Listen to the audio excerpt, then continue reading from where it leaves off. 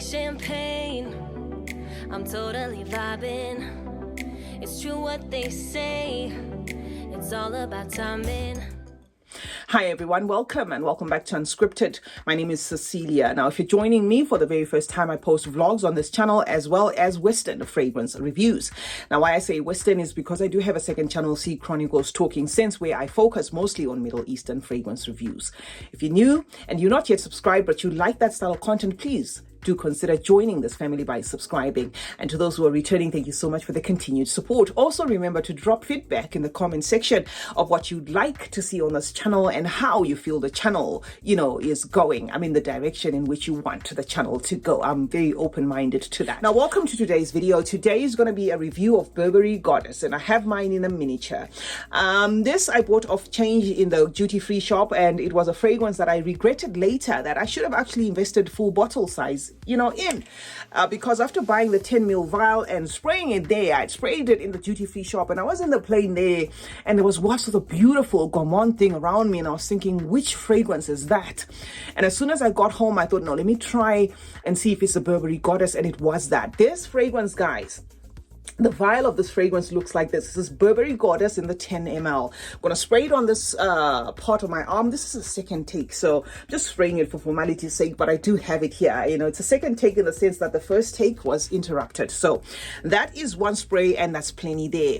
Opens up with a loud vanilla, very sweet toned fragrance, toothache sweet to an extent. So this is going to appease anybody who loves very sweet fragrances built around vanilla. There's vanilla at the top there, then there is an aromatic lavender that follows the vanilla, after which there's a cacao note that they have thrown in the mix. There's some ginger, another vanilla note there in the mid of the fragrance, which is vanilla absolute, and then in the base they've gone on to add vanilla caviar. So this is a fragrance that's going to be double, triple toned in the vanilla, right? So they've given us vanilla absolute, and then vanilla caviar. What does vanilla caviar do? Vanilla caviar is the seeds of the vanilla pod, right? Now, they add a richness, a creaminess, a butteriness, if you will, to that vanilla tone. So using vanilla and then using the caviar, the vanilla caviar, which is the seeds of the vanilla pod, just make this one interpret into a creamy, buttery vanilla.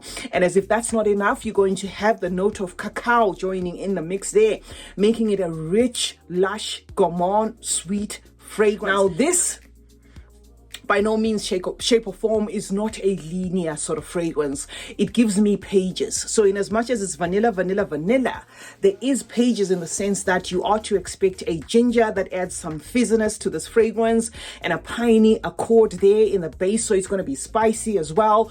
Also expect some woodiness around this vanilla tone of a fragrance, but what is not going to change is the fact that it's an unmistakable Gourmand, and it's an unmistakable sweet fragrance with that aromatic tone of the lavender. So if you love those type of fragrances built around a sweet and spicy tone, this fragrance is going to do it. The sweetness, however, I must add, that makes this one lean 70% feminine, because it is very sweet, and it's one of those fragrances that are crowd pleasing and have that stereotype sweetness that is identified or associated with female fragrances. However, the direction in which the fragrance world is going, this fragrance anybody can wear. I'm going to say that, but I just had to emphasize that because of the sweetness, I often have people asking to what extent. So I usually cap it by percentage. So I'm going to say 70% feminine vibes is what you're going to get from this fragrance. A lot of females are not going to have a problem with this even if you blind bought it for them.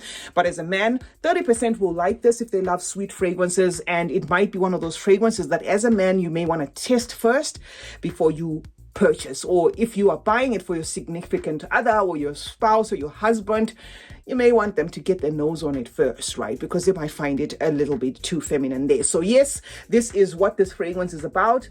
Great lasting power as well. This I cannot talk about. I can see the potential of this lasting till the next couple of washes, but I'm going to talk about my own experience because this one is obviously a 10 ml vial. It lasts the whole day. So I have a fragrance here that on about 5-6 sprays, I can smell it the whole day, right? But obviously if I had a full bottle, I can see a fragrance that I would maybe spray 10, 12 sprays and it would last a couple of washes. And by couple of washes, I mean you wear the fragrance, you put it on your clothes, you spray it on your clothes. After that, you're done with that certain outfit that you're wearing, put it in the washing machine there, wash it, and as you're ironing it, is the sort of fragrance that comes alive there. Now, there is an unmistakable familiarity to this fragrance in the sense that it does share a little bit of that DNA that you get from the Mon Guerlain, especially the EDP.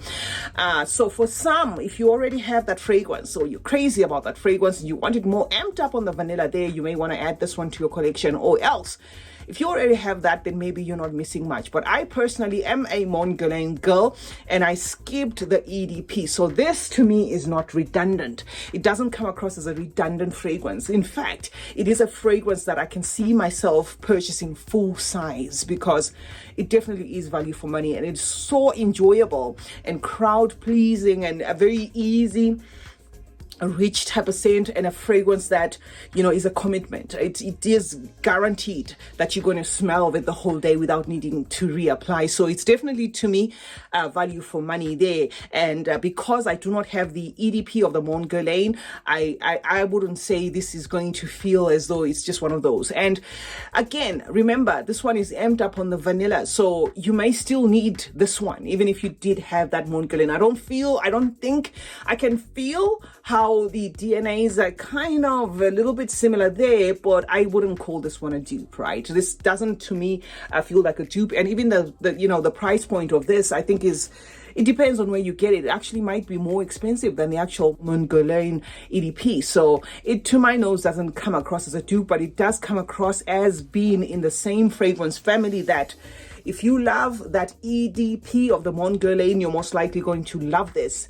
Or gifted this, you're not going to have problems with it, right? So that's what I can say about this fragrance. Rounded up, it's got that warm, woody feel to it as well. Remember, because it does have a spicy kick there, the touch of, you know, that piney nuance bouncing off that ginger. So it will come across to some noses as woody. So it's not really linear. But I like the fact that it's the sort of vanilla that is not pushy. It doesn't get heady to my nose. I did bring a vanilla here, vanilla powder, and I did say that one borders on a little bit heady there. This, I do not get that. This, I do get a full bottle worthy kind of fragrance, despite the fact that the starting price for this, even on 30 ml, is not that cheap.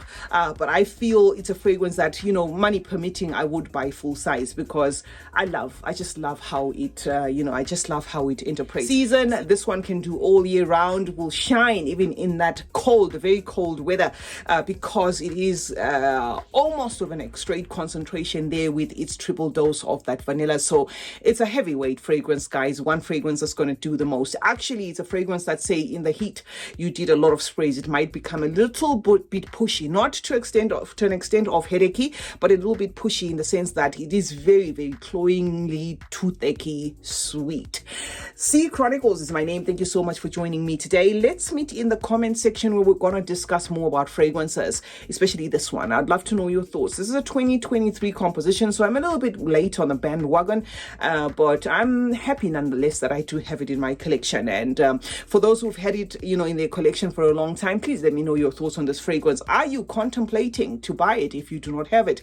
I just want to know. And as for those who are subscribed to my second channel, if we do find a smell I like, I'll definitely drop it on the second channel. But for now, there is no fragrance that comes to mind that smells like this one that I have within my collection, or that I have encountered from the Middle Eastern fragrances. Remember to turn on post notifications on both my channels. That way you get to be notified anytime I upload a video. Like and share this one, and meanwhile, stay safe, stay blessed, and I will see you in the next one, guys.